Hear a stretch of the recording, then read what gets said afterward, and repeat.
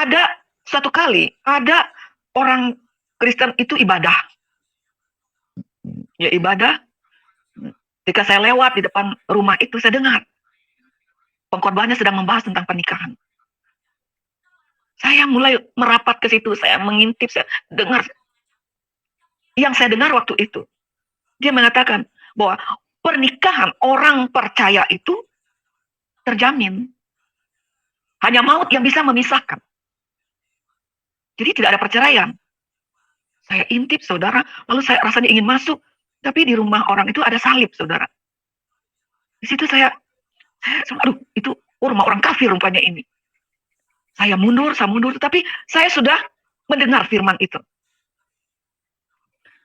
Ketika saya mulai memikirkan apa yang saya dengar tadi, tapi kelihatan lagi salib tadi. Salib ini orang kafir punya. Tetapi kok ajaran orang kafir itu begitu bagusnya?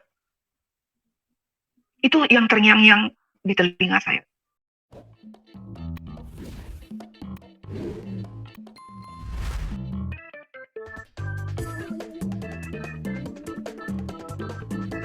Shalom saudara-saudaraku. Lebih tepatnya saya memperkenalkan diri ya. Saya ini Yusnita Tanjung, saya berasal dari Sumatera Barat. 100% ayah ibu saya orang Sumatera Barat. Ya, ibu saya orang Padang, kota Padang, ayah saya orang Padang Panjang. Puji nama Tuhan, saya sekarang ini sudah dikaruniai 3 menantu, 3 anak, dan 5 cucu. Puji nama Tuhan, 1 orang suami.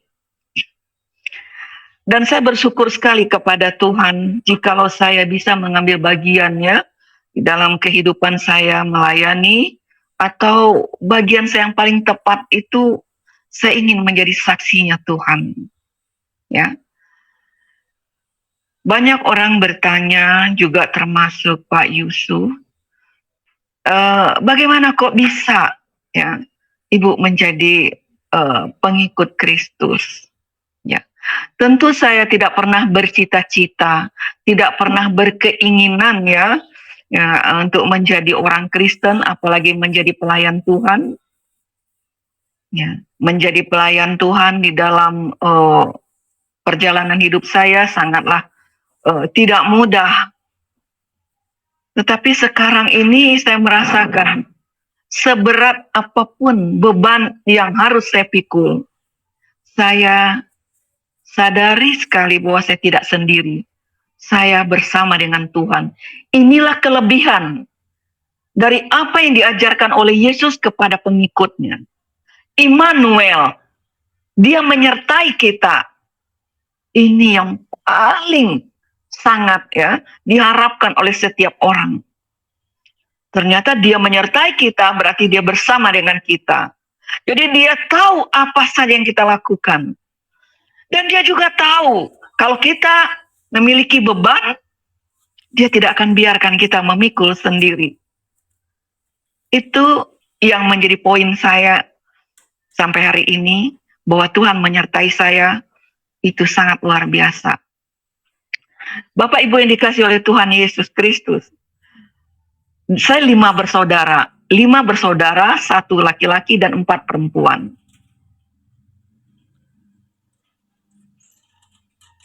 Cita-cita saya sebenarnya juga saya ingin menjadi ustazah, saudara.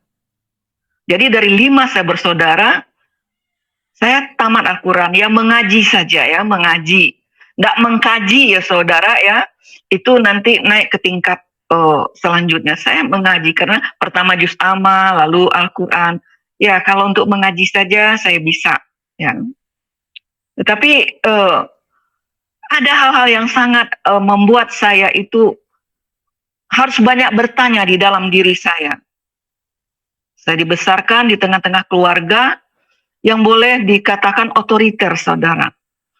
Tetapi kami ini orang orang Padang, orang Sumatera Barat itu mana ada ya. Apalagi keluarga saya tidak ada dari nenek moyang saya itu yang menjadi Kristen, itu tidak ada ya. Ya, tidak akan mungkin keluarga saya itu. karena kami sudah diajarkan di luar agama kami itu kafir. Hanya agama kami yang paling benar. Ya. Jadi kami sudah didoktrin dari mulai kami lahir ke dunia ini, sudah diperkenalkan ya. Ya, ayah saya menurut cerita ya mengazamkan saya, kami setiap anak-anak lahir itu memperkenalkan agama dan rasul kami siapa. Dan itu sudah tertanam di memori pertama itu. Tapi lain cerita ketika kita diproses di dalam dunia ini, yang saya tahu juga di dalam dunia ini hanya ada dua roh, roh Tuhan dan roh iblis, hanya ada dua itu. Saat itu saya tidak mengerti ya, seperti saya mengerti sekarang ini tentang ketuhanan itu. Yang taunya saya beragama dari nenek moyang saya, dari ayah ibu saya. Titik, itu saja.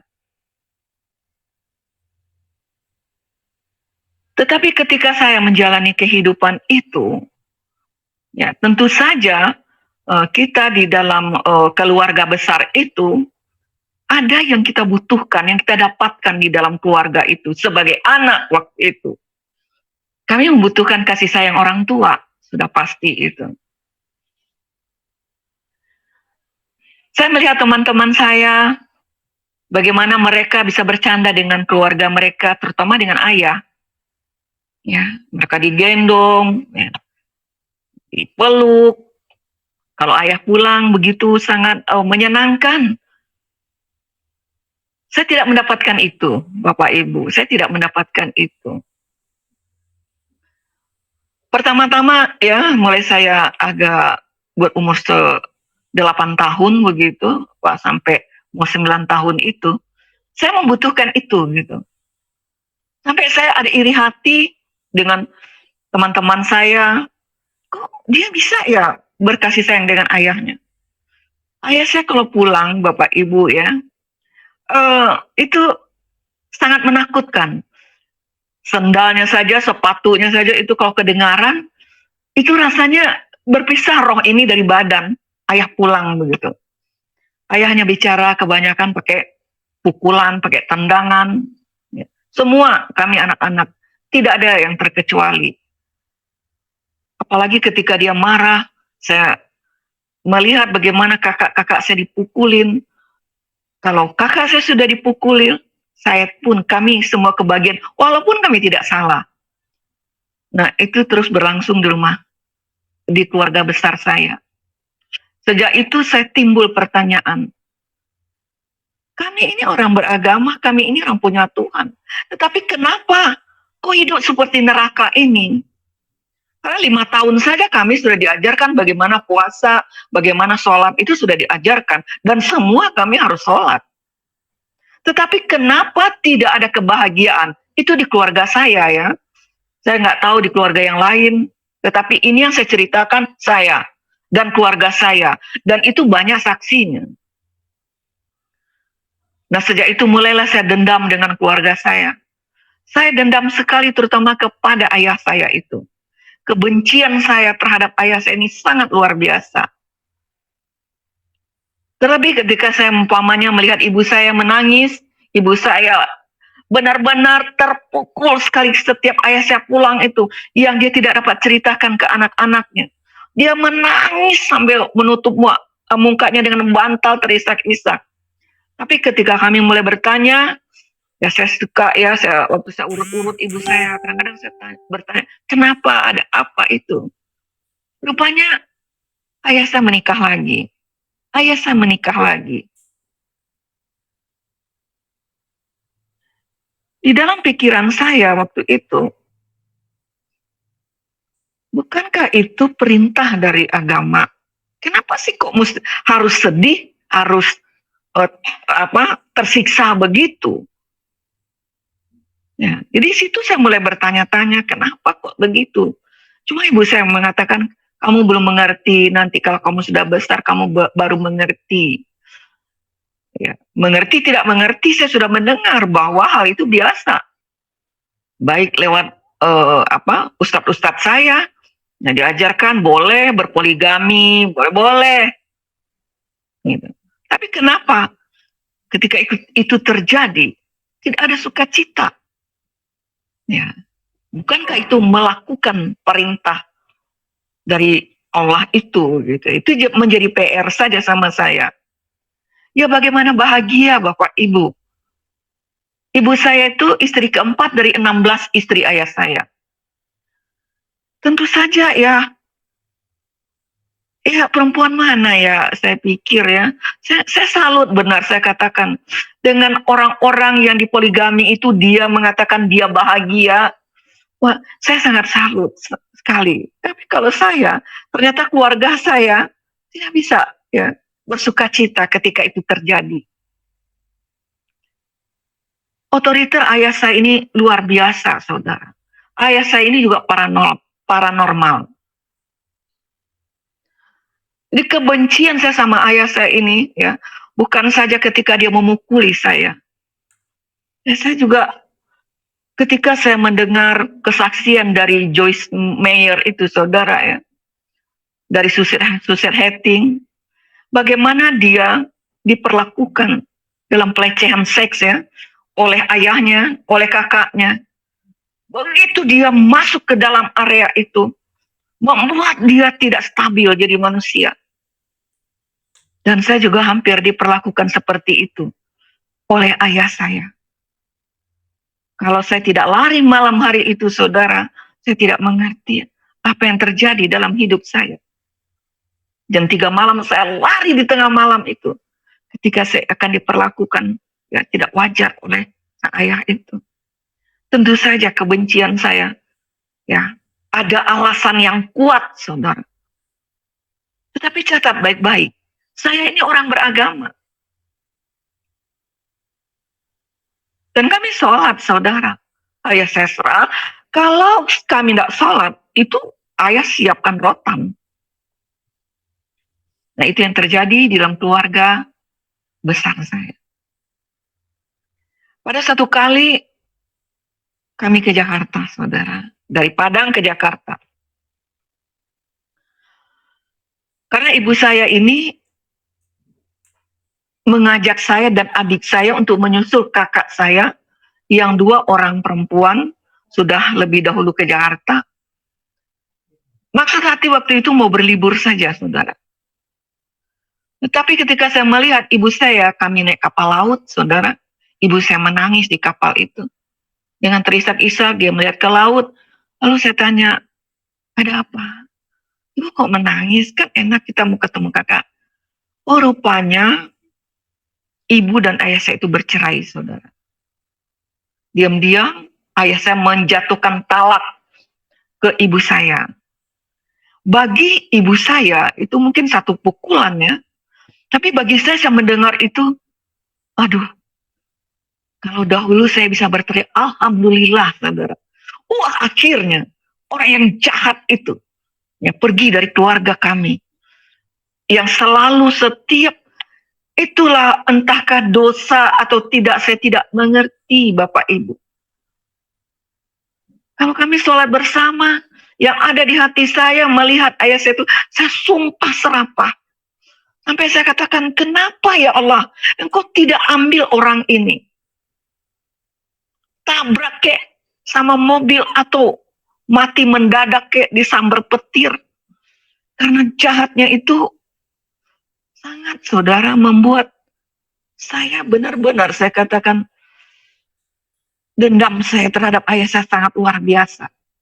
Nah, ketika dia bercerai itu, itulah kemerdekaan bagi saya suka saksikan. Merdeka kami tanpa ayah itu. Seolah-olah roh iblis itu tidak ada gitu di lingkungan kita. Tapi ibu saya sedih. Sampai kami di Jakarta, ketemu dengan kakak. Nah kakak saya ini sedikit banyaknya saudara ya, kalau suka nonton dulu di TVRI, Sengsara Membawa Nikmat ya di TVRI itu terkenal ya. Sandi Nayawan peran utamanya, yang jadi ibunya itu kakak saya, Enita Sahril. Ya, banyak sekali kakak saya juga ya, background kami sedikit di situlah saudara ya, ada. Kakak saya yang tertua sudah dahulu lari ke Jakarta, menyusul yang kedua. Sekarang saya dan adik saya sama ibu saya. kami ke Jakarta. 1 minggu di Jakarta kami menikmati hidup itu. Bisa duduk, bisa berlari, kalau kita bercanda bisa bersuara. Ya, satu kebahagiaan yang belum pernah kami rasakan. Ya. Tetapi 1 minggu saja. Mujur tidak dapat diraih, malang tidak dapat ditolak. 1 minggu saja kami menikmati kemerdekaan itu. Ibu saya meninggal, saudara. Ketika ibu saya meninggal, di situ saya merasa seperti hilang harapan. Ketika kami habis sholat maghrib, ibu saya masih pakai mukena. Setelah itu kami mau makan malam, ibu saya masih zikir. Tiba-tiba dia panggil saya. Sini, Yusnita, sini. Panggil adekmu, panggil kakakmu. Ketika saya melihat ibu mengatakan, kalau terjadi sesuatu sama ibu, ngelihat, kamu ingat ya, ada uang, dia tunjuk, ada uang di lemari itu. Lalu saya panggil kakak saya merasa khawatir, panggil adik saya. Lalu ibu saya membuka mukena, dan ibu saya muntah darah. Keluar seperti daging-daging kecil begitu, potongan daging. Pernah terbersit di pikiran saya. Jangan-jangan ibu saya ini diracuni karena minta cerai dari ayah, atau oleh istri-istri ayah yang lain begitu. Ketika kakak saya melihat ibu saya itu muntah darah begitu, keluar darah dari mulutnya, sambil terbata-bata, dia bilang sama kami, ingat ya kalian, ingat nih pesan ibu, jangan kalian menikah seperti ayah kalian. Begitu yang saya tangkap pesan ibu itu. Lalu kakak saya bilang, ayo dibawa ke dokter, ayo bawa ke dokter. Ibu saya bilang, katakan jangan. Sepertinya dia bahagia di tengah-tengah anak-anak perempuannya. Dan dia mengakhiri hidupnya.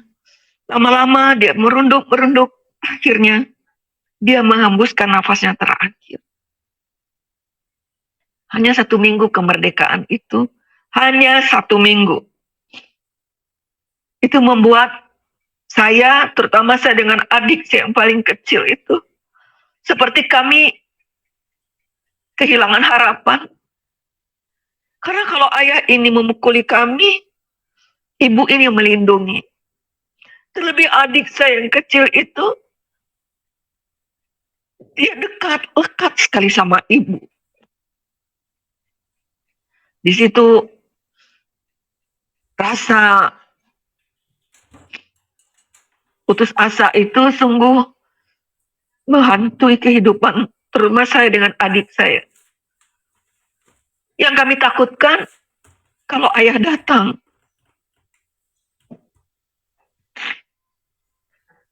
itu yang membuat pernah saya dengan adik saya itu mau bunuh diri, saudara ya. Karena kami berpikir kami mau tinggal sama siapa, di mana, karena selama ini kami bertiga di Padang, sedangkan kakak yang berdua sudah di Jakarta. Itu yang saya alami ketika saya kehilangan sosok seorang ibu ya, yang menjadi teladan bagi saya. Ibu saya itu cantik, saudara. Dia pintar sekali memasak. Dan kami melihat betapa ibu ini sangat mencintai ayah ini juga. Dia bertahan ketika suaminya menikah lagi, dia bertahan.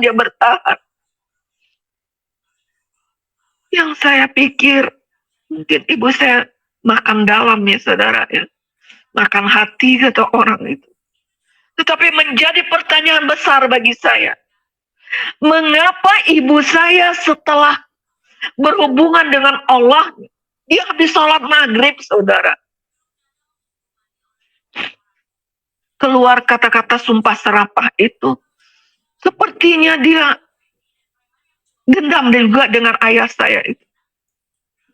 Dia berpesan, kami jangan menikah seperti ya ayahmu itu. Bagaimana setelah orang berhubungan dengan Allahnya, kok hatinya tidak damai? Itu menjadi PR bagi saya. Kami tidak pulang ke Jakarta, ke Padang. Akhirnya kami tinggal di Jakarta bersama dengan kakak. Waktu itu tinggal di daerah Jakarta Selatan, saudara ya, di Haji Nawi, bertetangga nggak jauh dari Kos Plus, saudara ya, dari kompleks itu. Nah, ada suatu kali ada orang Kristen itu ibadah, ya ibadah. Ketika saya lewat di depan rumah itu, saya dengar pengkhotbahnya sedang membahas tentang pernikahan. Saya mulai merapat ke situ, saya mengintip, saya dengar. Yang saya dengar waktu itu, dia mengatakan bahwa pernikahan orang percaya itu terjamin. Hanya maut yang bisa memisahkan. Jadi tidak ada perceraian. Saya intip, saudara, lalu saya rasanya ingin masuk. Tapi di rumah orang itu ada salib, saudara. Di situ saya aduh, itu rumah orang kafir rupanya ini. Saya mundur, tetapi saya sudah mendengar firman itu. Ketika saya mulai memikirkan apa yang saya dengar tadi, tapi kelihatan lagi salib tadi. Salib ini orang kafir punya. Tetapi kok ajaran orang kafir itu begitu bagusnya? Itu yang terngiang-ngiang di telinga saya. Udah saya abaikan karena saya lihat salib itu. Tidak berapa lama, saudara, 2 tahun kemudian kalau tidak salah, saudara, ya, ayah saya ini memang datang. Ayah saya datang, lalu dia katakan, Yusnita, udah nikah saja. Tidak usah mikir-mikir mau kuliah-kuliah segala, itu tidak penting. Saya merasa takut juga, saudara. Kakak saya dari Jakarta Selatan pindah ke Jakarta Pusat. Dulu kami tinggal di Jakarta Pusat, tepatnya sekarang ini menjadi Hotel Akasia, saudara. Tetapi apa yang pernah saya dengar itu, sepertinya saya membutuhkan hidup seperti itu tuh. Kalau saya bandingkan dengan ibu saya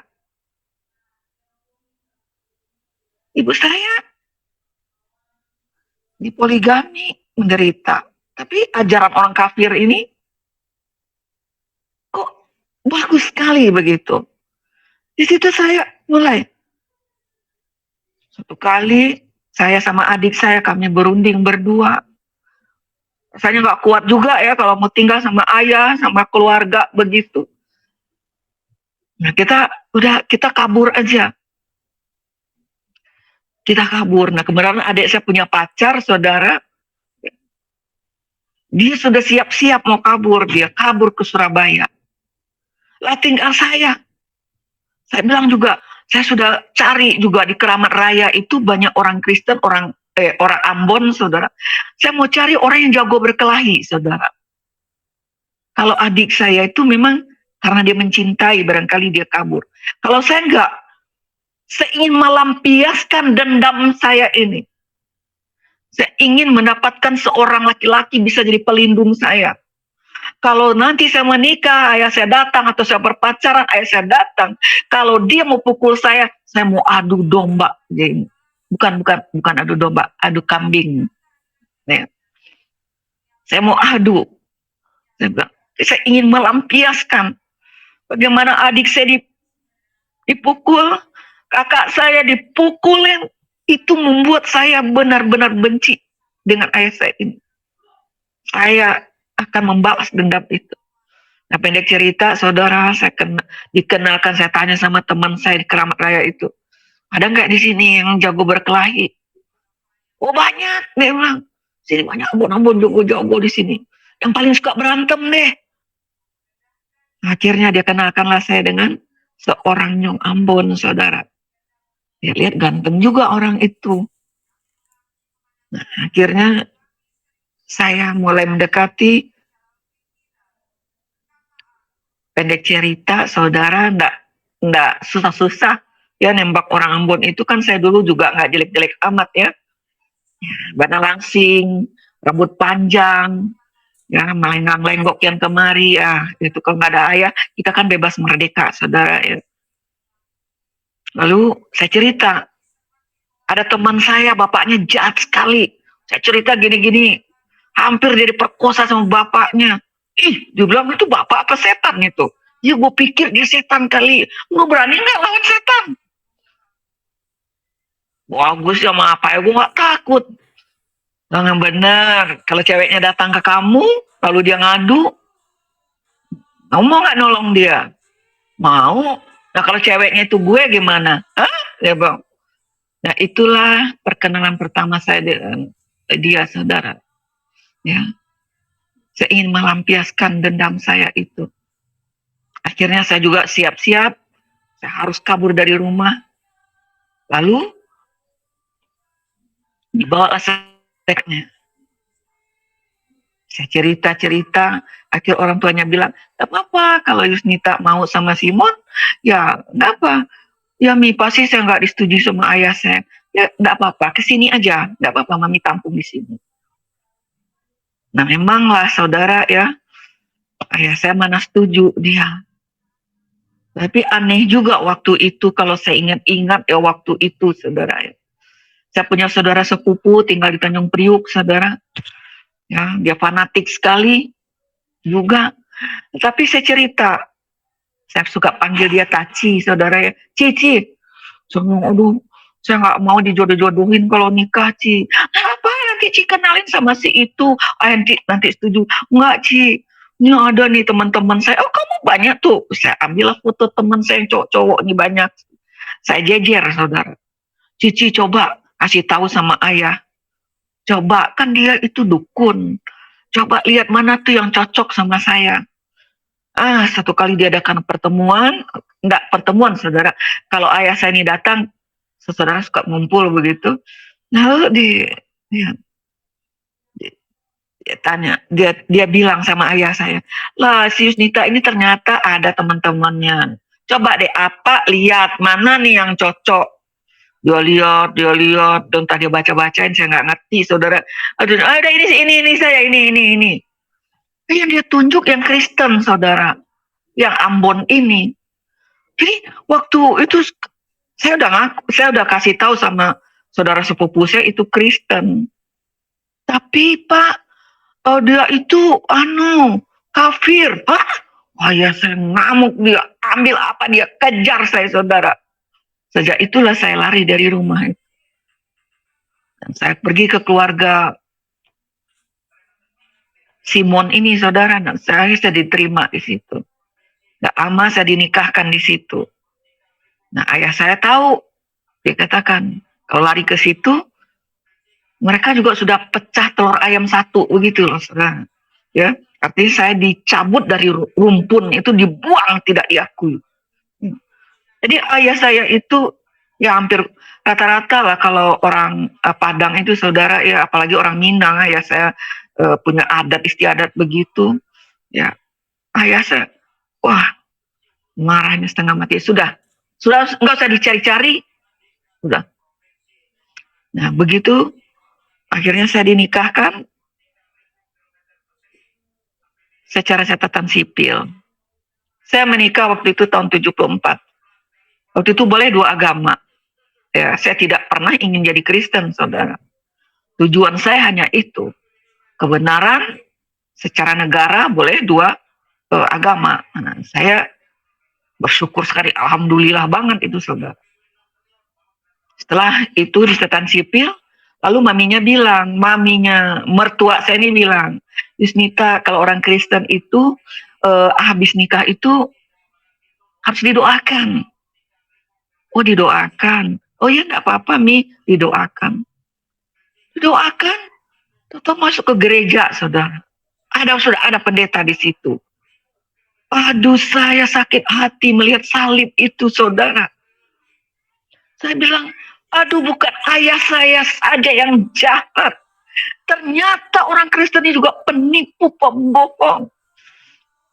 Kok bisa-bisa masuk ke gereja, haram ini, nggak bisa. Ini hati saya menggerutu. Tapi pendeta sudah ada di depan saya. Pendeta cerita, lalu dia tumpang tangan, saudara. Aduh, haram najis, kepala saya ini mau kena ini sama orang ini. Aduh, apalagi dia pakai pakaian atributnya itu ada salib di dadanya, saudara.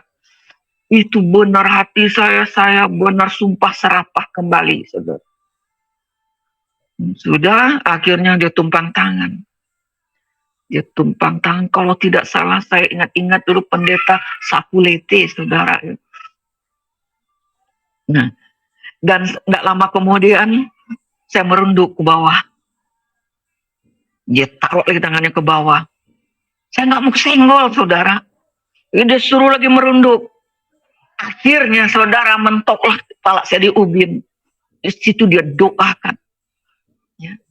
Apa yang saya dengar beberapa tahun yang lalu itu tentang pernikahan itu, dia doakan dengan mengingatkan saya kembali. Apa yang dipersatukan Allah tidak bisa dipisahkan oleh manusia kecuali maut yang akan memisahkan. Di situ saya merasa, ya Tuhan, itu bagus juga itu. Tapi kenapa dikafiri ini? Itulah sifat, pikiran orang yang dirasuki oleh dendam kusumat itu, saudara. Yang disebut hati yang pahit itu. Mau cari untung saja, mau beruntung saja. Dia mau hukumnya begitu. Tapi agamanya nggak mau. Mau seenaknya aja. Itulah orang-orang yang penuh dengan kepahitan, penuh dengan dendam itu. Nah, akhirnya saya sudah masuk ke ranah orang Kristen. Ayah saya tidak pernah mencari saya. Nggak pernah, saudara. Malah dia biarin aja, lakum dinukum waliyadin. Biarin aja. Apalagi dia dengar saya kan agama saya masing-masing. Nah, itu membuat dia mungkin tidak marah, saudara. Tidak terlalu marah begitu. Maka dia biarkan. Nah, sudah berjalanlah dalam perjalanan rumah tangga, saudara. Saya pikir-pikir waktu itu bagaimana saya melihat ibu saya menangis, ibu saya terisak-isak, ya. Ketika ibu saya itu benar-benar menghadapi situasi ayah saya, menikah lagi dengan hati yang penuh dengan kepahitan, hancur hati. Setiap itu terjadi. Dan saya sebagai orang yang baru masuk ke ranah orang-orang Kristen ini yang saya temui, ya yang saya temui waktu itu. Dan yang saya alami, ternyata Bapak Ibu yang dikasih oleh Tuhan, apa yang dialami oleh ibu saya kembali mengulanginya.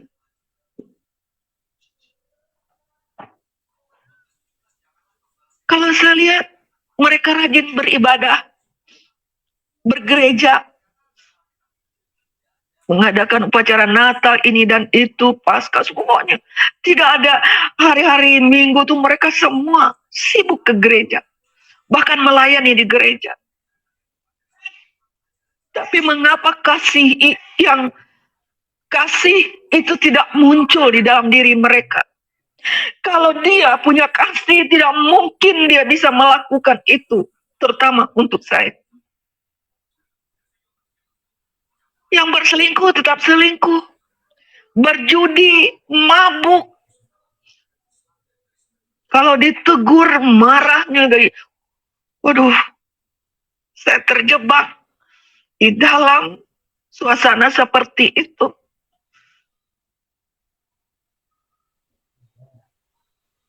Dalam hal ekonomi saya bisa terima, saudara. Saya tidak doyan tempe itu. Menikah pas-pasan. Baru saya juga merasakan namanya pengantin baru ya saudara. Tidur hanya pakai tikar. Tapi karena untuk sebuah dendam, apapun saya terima.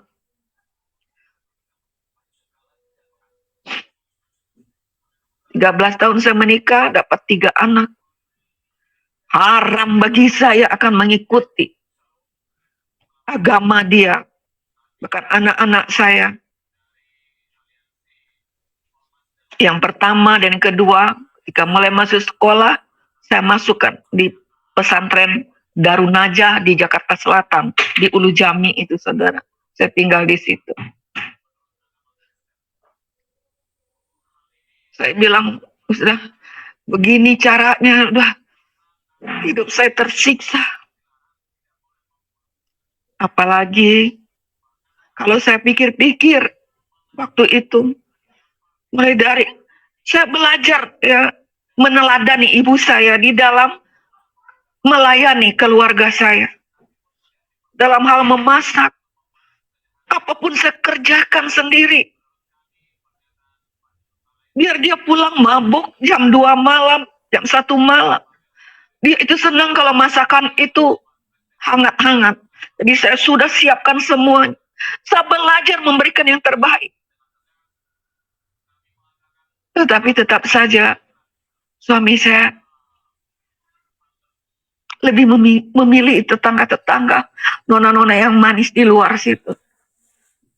Paling kalau pulang dia mabok, nanti muntah-muntah.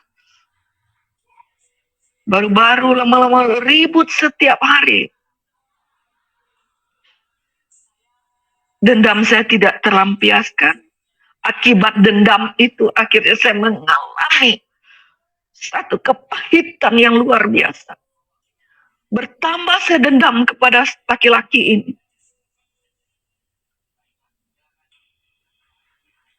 Dan saya merasakan bahwa Allah itu tidak ada.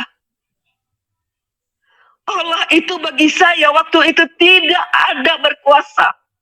Kalau Allah saya itu ada, kenapa dia tidak menolong ibu saya? Dia tidak menolong saya sudah menyembah. Kenapa hidup saya seperti ini? Dan kebencian saya juga terhadap orang Kristen. Yang paling benci banget saya bahwa Yesus itu dikatakan Tuhan. Kalau memang Yesus itu Tuhan, kenapa Tuhan itu tidak berkuasa untuk mengubah kehidupan suamiku ini?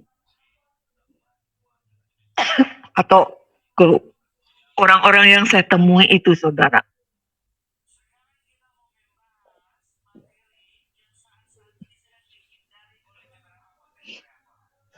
Jadi benar-benar tahun 85 itu 83 saudara ya.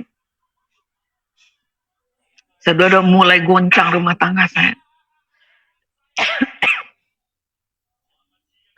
Akhirnya saya kembali ke dunia yang dirintis oleh kakak saya.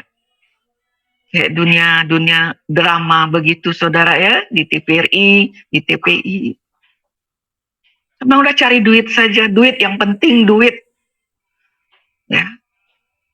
Kalau dengan duit ini kita dihargai oleh orang. Boleh dikatakan saya menjadi ateis, saudara. Secara pribadi jujur saya mengakui waktu itu. Saya tidak percaya adanya Allah. Saya tidak percaya adanya Tuhan Yesus itu. Bagaimana disebut dia Tuhan atau juru selamat? Lah ini kok nggak bisa diselamatkan? Mungkin di luar sana banyak ya yang baik-baik, tapi yang saya temui waktu itu iya begitu. Mereka mabuk, mereka main judi, lalu mereka bilang sama saya, Makanya ikut Yesus. Yesus itu Tuhan. Yesus itu juru selamat. Saya bilang udah gila nih orang-orang. Judi, sering minum mabuk, dia bicara tentang Yesus. Lagi mabuk, dia pergi beribadah. Lalu dia bernyanyi mengaku anak raja. Makanya anak-anak saya sekolah di pesantren. Waktu SD, anak saya yang laki-laki ini, saudara, anak saya nomor 2 itu. Saya sampai dipanggil sama gurunya di sekolahnya itu. Karena waktu dia mengisi formulir, ya anak-anak itu waktu itu, apa cita-cita kamu? Dia bilang jadi pendeta. Saya marah setengah mati, saudara. Jadi panggil sama guru. Gitu. Masa di pesantren lalu dia tulis cita-citanya jadi pendeta. Anak saya yang perempuan, yang pertama itu, jilbab itu enggak boleh lepas itu, saudara. Saya enggak pernah pakai jilbab, saudara. Jadi dari kecil tuh dia sudah fanatik begitu. Karena saya bilang, lihat tuh, orang kafir, orang Kristen, begitu kelakuannya, papa kamu itu lihat. Dan mereka melihat dengan mata kepala sendiri. Nah, itu kehidupan saya selama 13 tahun. Waktu saya mulai merintis-rintis, tahun 83, saudara ya, itu saya kontrak sama Taspen, sama Perumtel, saya buat dokumenter itu setengah jam, saya siarkan di TVRI, mulai saya cari uang. Pernah juga saya di TPI itu, saya enggak suka jadi pemain, saudara. Saya kurang bisa berakting, itu saya kurang bisa. Tapi kadang-kadang dipanggil itu, enggak kamu. Pernah saya juga jadi pemeran utama gitu di TPI itu berapa episode begitu. Tapi karena kita butuh uang, saudara ya, jadi saya terima. Tetapi cita-cita saya ingin menjadi produser, saudara. Ingin saya membuat film. Itu mulai dari setengah jam, saya ingin 40 menit, nanti sampai 1 jam. Itu ya jenjang karir saya di situ. Nah, disitulah badai persoalan yang tidak bisa dihentikan di dalam rumah tangga saya. Ketika saya mengurus ada satu produksi, saudara ya, waktu itu di Sumatera Barat, kerjasama dengan Pemda tingkat 1, tingkat 2. Waktu saya melahirkan anak saya yang ketiga itu baru umur belum setahun, saudara. Saya bawa itu untuk mengurus ya drama saya itu. Kalau nggak salah dulu judulnya Pesan Bunda. Ya, saya mengangkat cerita tentang kenapa sih wanita Minang itu terkenal sekali membeli laki-laki. Nah, itu saya angkat bahwa tidaklah seburuk apa yang kalian pikirkan. Bisa mengangkat cerita itu waktu itu. Waktu saya mengurus-ngurus itu, saya bawa anak ini yang umur 7 bulan kalau tidak salah dengan keponakan saya satu. Saya titip, saya mencari lokasi untuk syuting, saudara ya. Kita hunting pakai mobil Pemda. Tiba-tiba saya harus rekaman masuk di Jakarta, masuk studio rekaman. Saya mengikuti drama apalah waktu itu. Nah, saya pulang. Nah, karena tidak dapat tiket pesawat, saudara ya. Jadi saya harus pulang naik bus. Nah, waktu saya pulang sampai di Pulau Gadung itu saya dirampok, saudara ya. Saya ditodong dan diambil semua diambil. Nah, saya akhirnya berapa hari kemudian, 2 hari kemudian setelah rekaman di Jakarta, saya kembali lagi ke Padang. Nah, saya berceritalah dengan Sekda di Sumatera Barat waktu itu. Saya cerita-cerita. Lalu Bapak itu mengatakan, kok terjadi begitu? Iya Pak, saya sudah habis ditodong ini bukti laporan polisinya. Tiba-tiba apa yang hilang diganti oleh Bapak itu. Ya. Berapa uang saya, ada kalung saya, pokoknya diganti. Itu yang membuat suami saya ini cemburu, saudara. Orang berbuat baik sama kita, dia cemburu juga. cemburu yang nggak pada tempatnya saya lihat. Harusnya kan istri kita ditolong orang, itu membuat dia cemburu. Nah kebenaran, waktu saya pulang dari lokasi itu, saya menginap nggak di hotel, saudara, di rumah saudara saya. Lalu saya diurut di situ, diurut. Lalu tukang urut itu bilang, Ibu, nanti besok pagi kalau mandi sama air panas, kalau keluar biru-biru, Ibu ada gejala jantung itu. Nah kebenaran, saya itu mandi dan benar keluar biru-biru di badan saya. Nah waktu saya pulang ke Jakarta, 1 minggu kemudian, malangnya nasib saya ini birunya sisa di dada saya, saudara. Memar begitu. Itu membuat saya sangat tidak berharga di depan suami saya. Selama ini saya bertahan, saya mempertahankan rumah tangga saya dengan kekudusan yang ada, saudara. Tidak mudah bagi saya waktu itu. Bergelut di dunia entertain itu, saudara. Karena dia nggak percaya kita bawa anak, kita bawa ponakan, kita bawa kalau saya mau senang, kamu ikut. Lagi syuting tuh ikut. Saya lebih merasa terhormat. Tapi dia tidak mau. Dia sibuk dengan cewek-ceweknya, dia sibuk dengan konco-konconya. Kalau dia mau pergi keluar kota, tiba-tiba dia pergi, entah dia keluar kota atau tidak, atau dia kos dengan siapa di Jakarta, saya harus terima. Tapi waktu itu, pulang dia tuduh saya berselingkuh. Itu membuat Yusnita benar-benar menjadi singa, saudara. Benar-benar saya tidak bisa terima. Karena saya dicaci maki setiap hari.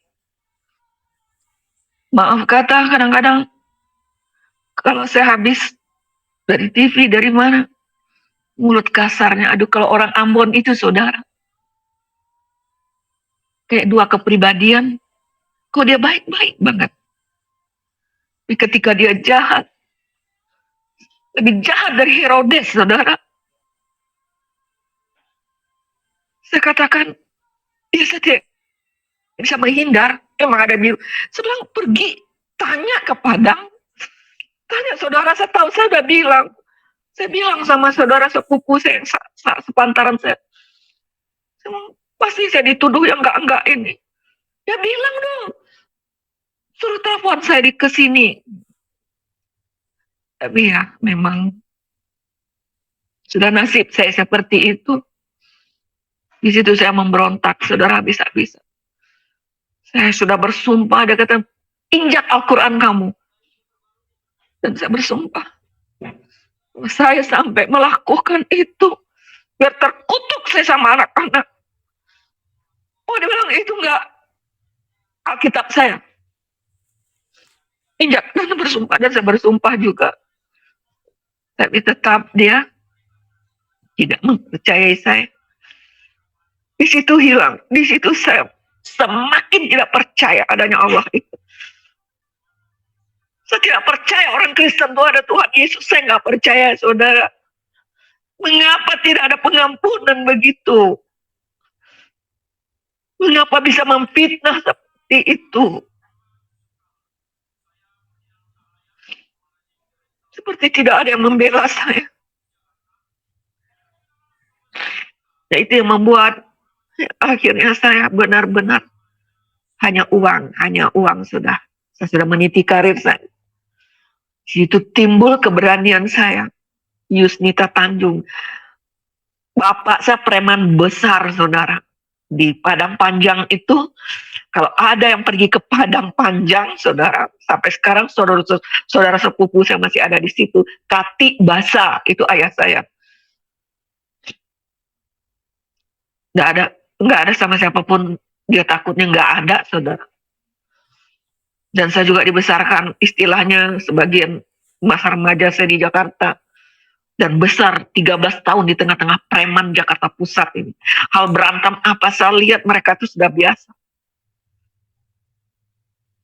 Dan pada saat itu saya habis kesabaran. Benar-benar kalau tidak ada Tuhan di dalam diri kita, Tidak ada remnya, saudara. Tidak ada yang akan menguasai kita kecuali roh iblis itu. Tenang kamu. Saya akan ceraikan kamu. Saya akan ceraikan. Kalau waktu itu saya bayangkan, saya pergi ke pengadilan. Saya sogok dengan uang. Gak lama kemudian surat cerai keluar. Saya ambil, saya lempar ke dia. Nih, ini kan yang kamu mau. Sudah cukup. Dan sejak itulah saya bergabung kembali dengan keluarga besar saya. Dari Ulu Jami kami pindah lagi ke Jakarta Selatan. Saya numpang di rumah kakak saya yang pakai jilbab, saudara. Ya. Kakak saya di atas saya itu sangat fanatik, saudara. Dia sering pengajian, ya, kakak saya itu. Kalau adik saya sudah ke Surabaya, ya, kakak saya berdua ada di Jakarta ini yang sudah menikah, satu polisi suami. Yang di atas saya itu, kami satu rumah. Saya numpang situ. Kenapa saya numpang? Ya, saya ingin memproduksi sebuah film yang cukup besar, saudara, bagi saya ya. Kalau di dunia sinetron orang tahu itu, kalau kita dapat job untuk malam minggu, cerita akhir pekan itu, saudara ya, itu sudah termasuk menengah ke atas itu. Jadi saya cari itu, saudara. Saya ngomong-ngomong sama kepala bidang dramanya itu, dia bilang oke, yang ini bagus, ini setuju dia. Yang penting ya adalah kita bagi-bagi fee-nya, saudara ya. Bisa bilang saya tidak mau kerja sama, tapi fee-nya nanti saya bagi. Yang penting saya mau jadi produser tunggal. Itu yang sedang saya perjuangkan, saudara. Ya. Orang nggak tahu saya suka ngumpul di tim, saya ke sana sini. Ya, saya orangnya nggak pernah setengah-setengah. Kalau saya berada di satu tempat, pasti ada tujuan saya di situ. Tapi saya tidak mau cerita karena memang nggak berhasil. Saya berusaha menghubungi sana sini. Pokoknya kalau itu jadi, saudara, 52 episode saya berkontrak sama TPI waktu itu. Dan melibatkan 3 provinsi, sedikit-dikitnya 3 provinsi, saudara. Dan itu yang akan membuat saya kaya itu. Jadi apa-apa yang ada saya jual. Saya ingin membuat master film itu. Kalau buat master film itu satu saja, saudara, kalau itu sudah sudah berjalan dan bisa diterima oleh pasar, dan selanjutnya orang film tahu itu sudah enak ke depannya, saudara. Dan hampir 5-70% artis-artis itu merintis dari bawah, saudara. Dari tukang angkat minuman, tapi mereka gigih. Nah, saya juga begitu, ingin sampai ke puncak. Tetapi apa yang terjadi waktu itu? Anak saya sudah bercerai bersama dengan kakak saya tinggal, ya, bersama dengan kakak saya itu, dia tinggal di atas, saya tinggal di bawah, rumah itu tingkat, saudara. Jadi untuk menghubungi ada satu ya provinsi, itu rasanya, aduh, sulit sekali. Udah saya ke dukun. Pokoknya kalau dibilang saya berdosa, saudara, selama 3 tahun itu saya benar hidup bergelimang dengan dosa. Menghalalkan segala cara. Dari dukun ke sini, dukun ke sana. Tapi tidak tembus, saudara. Lalu satu malam saya sholat, saya pikir lihat KTP saya, saya masih punya agama. Nah, begitulah kalau orang udah kepepet baru cari Tuhan kan, saudara ya. Nah, itu saya juga begitu. Udah saya sholat. Waktu sholat itu tahajud, saudara. Habis itu saya zikir lah, saya zikir supaya dimudahkan lah ini. Kalau saya berangkat ke tempat ke Jawa Barat ini, tolong kasih kemudahan dengan segala jampe-jampe yang ada, dengan ditopang lagi ini sholat ini. Untuk supaya tembus, ini sudah berjalan berapa bulan, itu biayakan keluarnya luar biasa, saudara. Karena kalau itu gol 1, saudara, saya menentukan pemainnya. Mulai dari papan atas sampai ke papan ke bawah itu saya akan menentukan. Dan anak-anak saya sudah jadikan ya. Bintang-bintangnya nanti saya sudah rencana saya luar biasa. Walaupun saya benci dengan keluarga saya dendam dengan ayah saya, ya, dengan siapapun yang menyakiti saya, saudara, saya dendam setengah mati, saya simpan itu suatu nanti, gua akan berhasil, akan saya belikan mereka, saya balas ya dengan kesombongan saya itu yang ada di diri saya waktu itu. Tapi heran saudara, setelah saya baca Alkitab saya yang lama, saya mengaji ya, bukan mengkaji, saudara, mengaji. Saya nggak bisa bahasa Arab tuh nggak bisa. Saudara, banyak ya, kalau orang-orang dari Kedar ini banyak. Apalagi anak kekasih saya sekarang ini ya, Effendi Usman itu, saya sangat luar biasa mengasihinya. Dia bisa pasti. Saya nggak bisa, saudara. Saya bilang saya salut sama mereka-mereka ya, yang bisa berbahasa Arab. Saya nggak bisa. Saudara. Kalau ngaji-ngaji aja sih bisa, saudara. Tapi nggak tahu saya bahasa Arab itu. Lalu kan ada tafsirannya juga kalau di Al-Quran itu. Di waktu saya benar-benar waktu itu membaca, saudara, dan terbaca oleh saya itu berapa ayat itu, tapi saya kok nggak puas juga. Saat-saat itulah ada suara, sepertinya suara ya. Dia bilang, jangan baca itu. Jangan baca itu, baca yang itu. Baca, ada ya suara itu mengarahkan begitu. Saya lihat, ya itu baca. Saya lihat ada Alkitab, saudara. Ketika saya melihat Alkitab itu, saya ambil. Sambil terbuka. Yesaya 41 ayat 9 dan 10 itu. Engkau adalah hamba-hambaku yang kupilih dari ujung-ujung bumi. Aku akan meneguhkan engkau, aku akan menolong engkau. Aku akan memegang engkau dengan tangan kananku yang membawa kemenangan. Darah saya rasa tersembur. Saya ingin menang. Tapi ada janji. Ada tangan yang akan memegang saya. Saat ini saya butuh pegangan. Itu seperti tersentak saya. Tapi ketika saya lihat itu Alkitab, ini punya si kafir, saya lempar, saudara. Nggak. Ini udah membuat hidup sengsara. Tetapi ketika saya membaca bersuara, telinga saya kembali mendengar. Karena yang pertama sudah gagal, saudara. Apa yang bersatukan Allah tidak bisa dipisah. Ternyata saya bisa berpisah. Itu makin tidak percaya saya. Kalau orang Kristen itu sudah mengerti firman Tuhan, lalu dia bercerai, saya nggak bisa ngerti. Apa benar dia sudah menyatu dengan Tuhan? Atau benar dia terang-terangan melawan itu firman?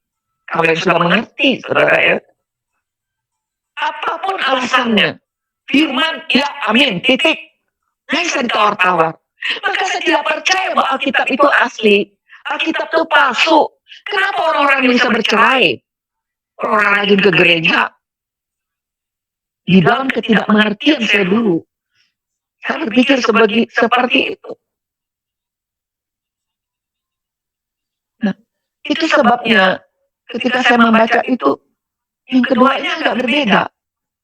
Langsung sepertinya ke saya. Gitu. Karena di hati saya ada yang kosong, saudara. Karena saya nggak percaya Tuhan, nggak percaya Allah.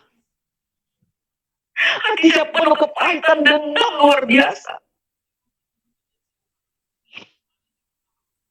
Oh kan, apalagi kalau mulut papa anak-anak itu orang Ambon tuh kalau mulutnya jahat, saudara. Menghina. Siapa yang mau sama kamu? Janda anak 3. Kalau ada mau gue pestain. Saya terjebak dalam hal seperti itu. Masa gak ada yang mau sama saya? Itulah kalau kita tidak punya kekuatan Tuhan. Kita terbawa oleh arus dunia ini. Kita tidak bisa menyerahkan persoalan kita sepenuhnya kepada Tuhan. Kita mau ambil alih, kita mau selesaikan sendiri. Tidak pernah akan selesai, saudara. Ketika saya benar-benar, ternyata saya butuh itu, udah saya lempar, saya ambil lagi Alkitab itu, saya buka, saya cari di mana itu tadi, nggak ketemu. Tetapi karena saya membaca bersuara, kedengaran sama kuping seternyanyian, aku akan memegang engkau dengan tangan kananku yang membawa kemenangan, aku akan meneguhkan engkau menolongku, saya butuh pertolongan. Setiap hari akhirnya saya saya pinggirkan skenario saya, naskah-naskah yang ada. Saya sering menyusun-nyusun pemain, saudara. Saya mulai membaca Alkitab itu. Mulai saya memperbanding-bandingkan. Tidak ada orang yang memaksa saya untuk masuk Kristen, tidak ada, saudara. Cari dan saya mencari dan saya mendapat jawabannya ketika saya benar-benar waktu itu saya duduk bersimpuh, saya berlutut, saya bilang, kenapa ya orang Kristen itu yang saya dengar kalau dia berdoa dia memanggil Allah itu Bapa. Saya renungkan itu, oh iya, hubungan Bapa dengan anak itu dekat sekali. Oh iya, bahwa statusnya itu Bapa. Jadi kita ini anak. Saya mulai duduk bersimpuh, berlutut. Mulai saya berdoa dengan penuh harap, penuh kerinduan, takut berani. Saya memanggil Allah itu, Bapa yang di surga. Saat itu ada yang gugur. Sepertinya ada yang masuk dan ada yang keluar, saudara. Tiba-tiba saya menangis. Saya berguling-guling dan saya katakan, tolong saya Tuhan. Lalu saya duduk kembali. Tiba-tiba saya melihat seperti ada lemari plastik. Sepertinya ya saudara, tidak ada lemari plastik itu di kamar saya. Seperti terbuka gitu. Ada kehidupan yang damai di situ. Lalu di hati saya, Tuhan saya pengen hidup seperti itu. Saya pengen kedamaian itu. Lalu sepertinya ya saudara, ada cahaya tiba-tiba ada di dekat saya, dia bilang, minta, apa yang kamu mau minta? Yang keluar dari mulut saya waktu itu, padahal saya kan ingin menerobos ya saudara, berapa pejabat itu untuk sponsor film saya. Tapi yang keluar dari mulut saya waktu itu, selamatkan saya Tuhan. Selamatkan saya Tuhan. Tiba-tiba itu hilang. Saya sadar, tapi terbayang saya, ada kehidupan yang lain selain di dunia ini yang damai. Saya pengen seperti itu.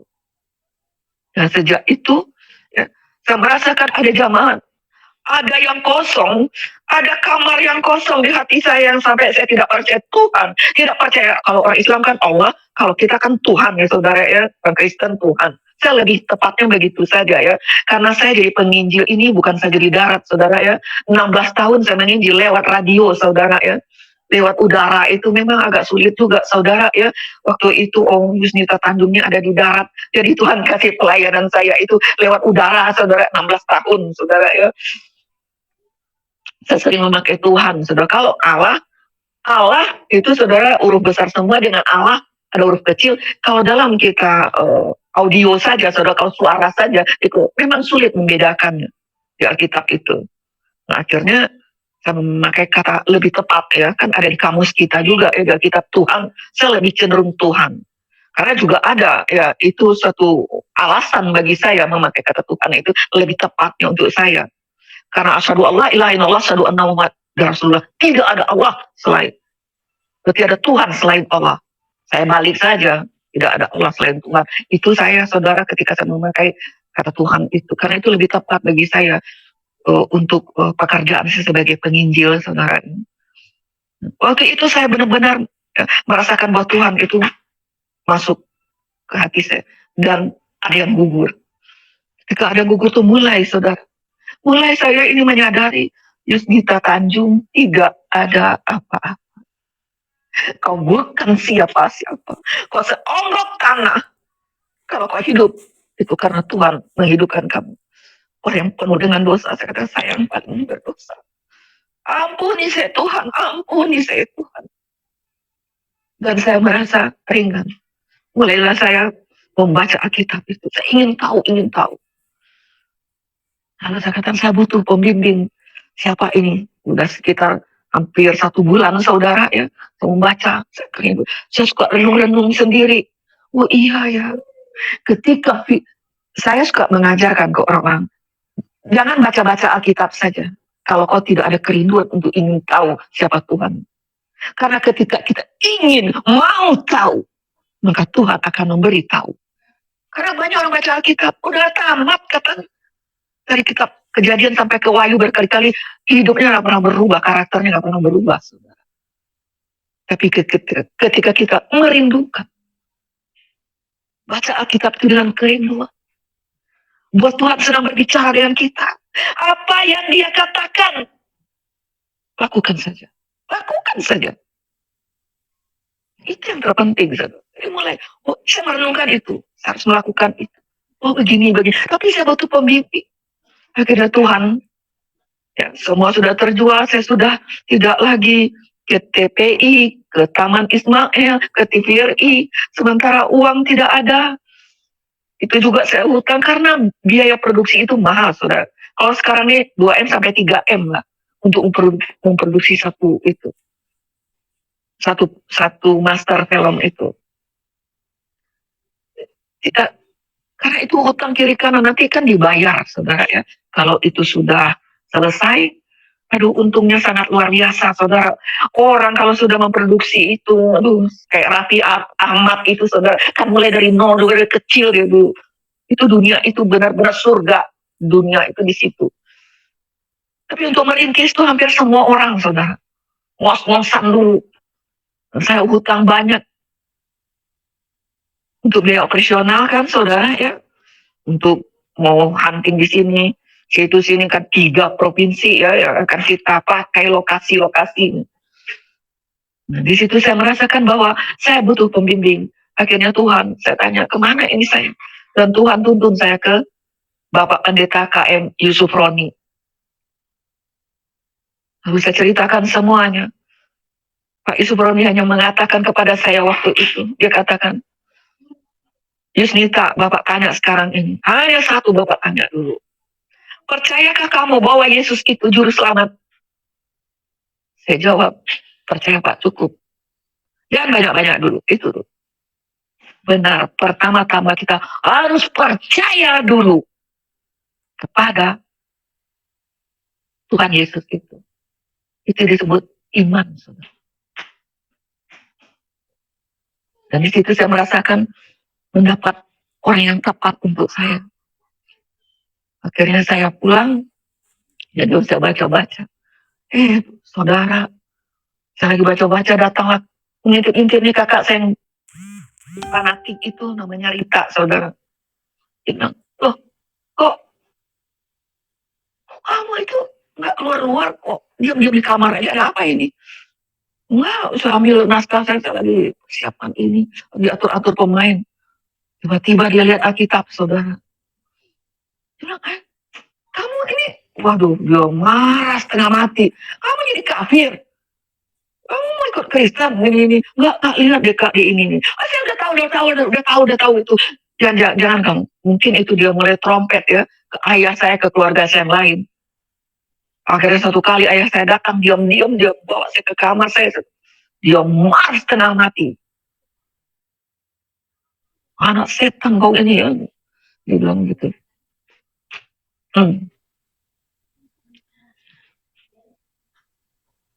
Dia bilang itu, anak setan kok ini ya, kok begitu. Kalau benar-benar kamu mau jadi Kristen, mau ikut jadi Kristen itu, kenapa nggak waktu kamu menikah sama si Ambon itu kamu jadi Kristen? Kenapa sekarang? Saya bunuh kamu nanti, habisi aja. Di situ saya merasakan bahwa ibu ini Tuhan yang jadi saksi. Nggak ada saya benci sama ayah saya. Saya kalau dengar suaranya aja kalau nomor-nomor, tunggu loh. Buka plok tuh sama duit nanti. Macam-macam dendam saya itu. Tapi waktu itu benar ya saya, Tuhan selamatkan juga ayah saya ini. Lihat matanya berapi-api itu, saudara. Di situ saya merasakan ada sesuatu perubahan terjadi dalam diri saya. Kebencian saya, dendam saya tadi, kemana itu? Kemana roh itu? Ketika kita benar-benar menerima sang firman itu, yang selamanya yang duduk di bangku kerajaan di hati kita adalah aku, dan ditunggangi oleh roh setan itu. Tapi ketika firman itu kita izinkan masuk ke dalam hati kita, firman itu berkuasa. Dan dia bisa menggeser siapapun di hati kita jika kita memberikan hati kita ini kepada dia sepenuhnya. Itu saya, karena pada malam saya memanggil dia Bapak itu, terjadi perkelahian kerasa. Saya nggak mau lagi memikirkan, ini apa, pekerjaan saya ini menyita waktu, saudara. Itu saya geser. Kerinduan saya ingin mengenal dia lebih dalam. Lebih dalam lagi. Itulah awal penderitaan saya ketika saya terima Yesus. Di tengah-tengah keluarga besar saya. Saya tidak keluar dari situ. Saya tidak lari. Saya harus menjadi terang di tempat yang gelap itu. Di situ saya merasakan, saya tidak akan pergi. Sekalipun ayah saya mau membunuh saya. Siapapun keluarga saya akan menganiaya saya. Tidak akan pergi. Mengapa? Saya sudah bertemu dengan Juru Selamat yang bisa menyelamatkan saya itu. Keyakinan saya timbul. Akhirnya saya mengambil keputusan ikut katekisasi. Waktu saya mau dibaptis, saudara. Diam-diam saya mengasih anak-anak saya makan. Saya tidak ada uang. Saya mulai jual pakaian. Apa saja yang bisa saya jadikan uang. Saya paling sombong, manusia sombong, saudara. Saya tidak bisa makan di warteg itu. Tidak bisa, saudara. Tapi ketika Tuhan mengubah saya, restoran yang termewah bagi saya, dengan ekonomi saya seperti itu, warteg adalah makanan favorit saya. Yang kadang saya beli tempenya satu, nasinya banyak, agar anak-anak saya makan. Menjelang saya mau dibaptis, saya udah alami itu. Waktu saya mulai percaya, saya alami itu. Akhirnya waktu mau dibaptis, entah kenapa Pak Yusuf Roni ini kalau baptis jauh-jauh, saudara, di Ancol, itu pakai ongkos lagi. Saya tidak punya dana. Tapi di situ saya merasakan, saya baru mau mendekat dan ingin melekat dengan Tuhan. Dan Tuhan tidak pernah mengecewakan saya. Dia menolong tepat pada waktu. Dan saya bersyukur sekali kepada Tuhan. Pada waktu itu, saya sudah berpikir hari Senin mau dibaptis, tanggal 6 Desember 1989. Aduh, bagaimana ini? Tiba-tiba datang teman saya hari Minggu sore. Dia bilang, ini naskah kamu di ACC, di TV. Kenapa nggak produksi? Produksi aja. Saya bawa dia ke kamar saya. Sini. Dia lihat Alkitab, buku-buku rohani di meja saya. Dia kaget setengah mati. Mau menjadi kafir? Anak dengar dulu, ini naskah. Naskah ini bukan saja bisa membawa kita ya sukses di dunia, tapi naskah ini bisa membawa kita ke surga. Waduh, gila, udah. Kabar kamu, dia bilang sudah cukup Isnita. Sekarang saya hanya soal naskah ini. Saya bilang, itu naskah saya. Gimana? Iya, udah saya bilang kamu produksi saja. Lalu nanti mengatur pemain, terserah lu mau atur siapa aja. Yang penting uang naskahnya sini. Ya dia kasihlah DP-nya, saudara. Dengan DP itu saya bisa berangkat ke Ancol. Saya bersuka cita. Ketika saya dibaptis di Tenggelam, air memang tetap air, saudara. Tetapi ketaatan kita kepada Sang Firman itu mengubah paradigma kita. Ditenggelamkan itu, saya mendengar. Lama dikubur, semuanya dikubur, bangkit kamu, hidup baru. Dan saya memang merasakan ada sesuatu yang baru. Saya pulang dengan sukacita. Saya yakin dan percaya saat itu saya menerima apa yang diberikan oleh Yesus. Damai sejahteraku kutinggalkan bagimu. Bukan dititip, saudara. Tapi dia berikan untuk orang yang percaya kepada dia. Bayangkan saya akan menghadapi maut kalau ayah saya benar mau membunuh saya. Keluarga saya benci, semuanya menjadi benci. Tapi seperti Maria, ketika benar-benar dia menghadapi proses Sang Firman itu tinggal di dalam hati, di dalam rahimnya, ketakutannya itu berubah menjadi sukacita. Lukas pasal 1 ayat 46 dikatakan, bersorak-sorai jiwanya karena Allah adalah juru selamat. Duka cita diganti dengan sukacita Terang saja orang bilang saya gila. Emang udah gila nih orang. Suka cita, udah hidup kere, miskin. Udah begitu, ibu, saya dapat penyakit kelenjar getah bening. Lingkar di leher saya ini. Benar-benar kalau dia lagi kumat itu seperti ketarik urat-urat itu. Kayak mau mati saya rasa. Saya pulang ke baptis. Di situ saya melihat pembelaan Tuhan. Tidak ada yang bersuara. Ayah terdiam semuanya. Cuma ayah saya kembali memanggil saya. Dia masuk ke kamar. Cukup aja lu yang jadi kafir setan. Cukup aja. Nggak ada ya lu kabar-kabarkan lu bawa keluarga yang lain. Saya tidak benci. Saya tidak dendam, saudara. Tuhan mengubah hati saya. Tetap dalam hati saya selamatkan keluarga saya itu. Supaya mereka juga merasakan apa yang saya rasakan. Damai sejahtera itu. Di tengah-tengah kegelapan dunia ini. Di tengah-tengah ketidakpastian di dunia ini. Saya memiliki janji yang pasti dari Tuhan Yesus. Dan diam-diam saya tetap ke gereja. Tetap saya terus-terus. Saya bersyukur mendapat Bapak rohani. Ya. Kalau dia mengupas tentang firman itu, saudara. Dia kupas. Ya. Satu kali kita mendengar khotbahnya, saya kenyang rasanya 1 bulan, saudara. Apalagi waktu itu dikhususkan pendalaman Alkitab khusus mantan-mantan Kedar itu. Pak Subrani terbeban sekali dengan mantan-mantan Kedar. Dan kami, ya, mungkin berapa SKS itulah saudara ya kalau kuliah. Kita bisa interaksi, tanya jawab. Saya punya modal yang kuat. Gitu. Dan saya tahu bahwa iblis tidak akan pernah tinggal diam. Dan saya akhirnya sudah yakin bulat.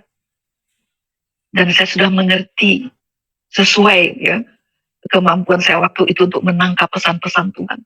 Saya masuk ke gereja apa saja saya masuk, saudara. Ke Katolik saya masuk, Protestan saya masuk, pokoknya asal ada gereja saya masuk. Kalau pulang itu, aduh firmannya apa? Mulai saya baca lagi Alkitab. Haus dan lapar akan firman itu, sungguh luar biasa. Padahal kadang-kadang saya naik bis nggak ada ongkos. Dan kebenaran waktu itu, saya nggak ketemu tuh orang Kristen yang agak yang baik-baik gitu, saudara. Belum ketemu waktu itu. Tuhan masih izinkan saya seperti itu. Ya teman-teman yang terkasih, ada satu firman Tuhan yang saya mau bagikan bagi kita semua. Dalam 1 Yohanes pasal 1, ayat yang pertama sampai ayat yang ke-10. Demikianlah firman Tuhan.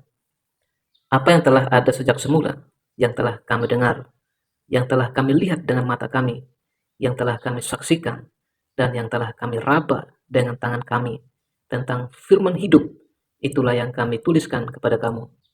Hidup itu telah dinyatakan, dan kami telah melihatnya, dan sekarang kami bersaksi dan memberitakan kepada kamu tentang hidup kekal yang ada bersama-sama dengan Bapa dan yang telah dinyatakan kepada kami.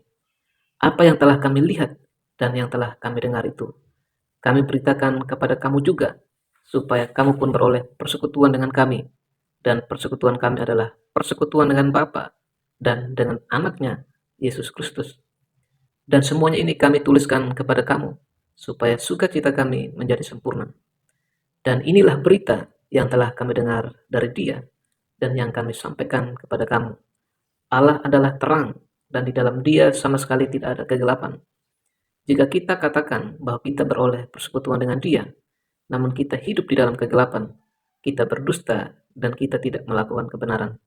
Tetapi jika kita hidup di dalam terang, sama seperti Dia ada di dalam terang, maka kita beroleh persekutuan seorang dengan yang lain, dan darah Yesus anaknya itu menyucikan kita daripada segala dosa. Jika kita berkata bahwa kita tidak berdosa, maka kita menipu diri kita sendiri, dan kebenaran tidak ada di dalam kita. Jika kita mengaku dosa kita, maka Ia adalah setia dan adil, sehingga Ia akan mengampuni segala dosa kita dan menyucikan kita dari segala kejahatan. Jika kita berkata bahwa kita tidak ada berbuat dosa, maka kita membuat dia menjadi pendusta dan firman-Nya tidak ada di dalam kita. Ya teman-teman, bila kesaksian yang kita sudah dengarkan bersama dan juga firman Tuhan boleh memberkati kita, memberikan kita kekuatan yang baru dan pengharapan yang baru kepada Kristus. Dan tentunya kita juga harus menjadi berkat, menjadi contoh, menjadi saksi Kristus dimanapun kita berada. Sehingga banyak orang yang datang kepada Yesus Kristus sebagai Tuhan dan Juru Selamat mereka. Dan juga saya ucapkan terima kasih kepada teman-teman semua yang sudah support channel ini. Kiranya Tuhan Yesus senantiasa memberkati kita semua. Dan nantikan video-video selanjutnya. Kiranya Tuhan Yesus memberkati kita dari saat ini sampai selama-lamanya. Shalom.